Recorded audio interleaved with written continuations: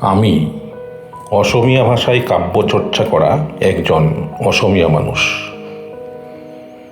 আমার অসমীয়া কবিতা বাংলা ভাষায় অনুবাদ করার জন্য বাঙালি কবিবন্ধুকে কয়েকশোবার বলেও ফল না ধরাতে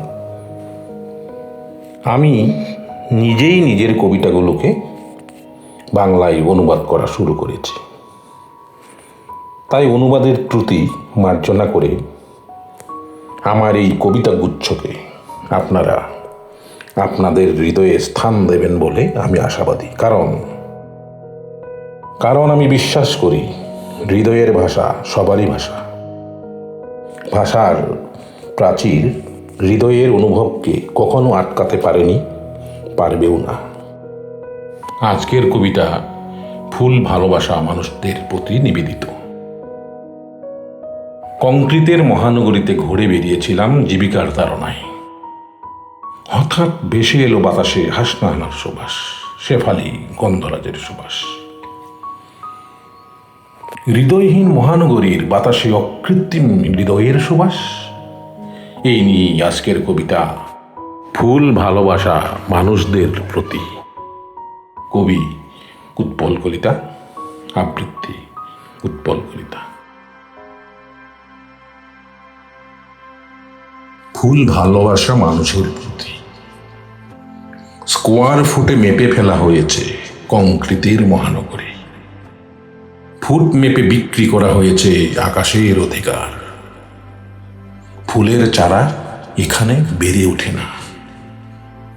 ফুলের চারা এখানে বেড়ে ওঠে না। বিক্রি হয় বাজারে এখানে ফুলের মৃতদেহ। হৃদয়হীন শহরে ঘুরে বেরিয়েছিলাম। এ কি নাকে এসে হঠাৎ মন মাতোয়ারা ফুলের সুবাস। কোথা থেকে ভেসে এলো শেফালি হাসনাহানা গন্ধরাজের সুবাস। আত্মাহীন শহরের অর্থবান ভূমিতে কারি বা এই অকৃত্রিম অভিনব কুসুম বিলাস।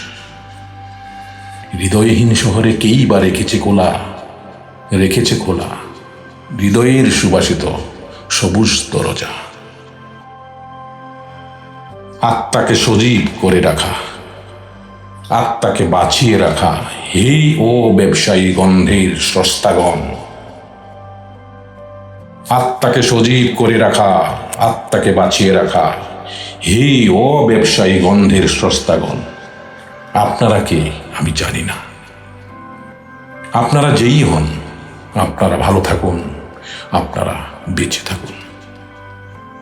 আপনারা ভালো থাকুন, আপনারা বেঁচে থাকুন। আমার আয়ু আপনাদেরকে দিলাম, আপনারা দীর্ঘায়ু হন, আপনারা দীর্ঘায়ু হন।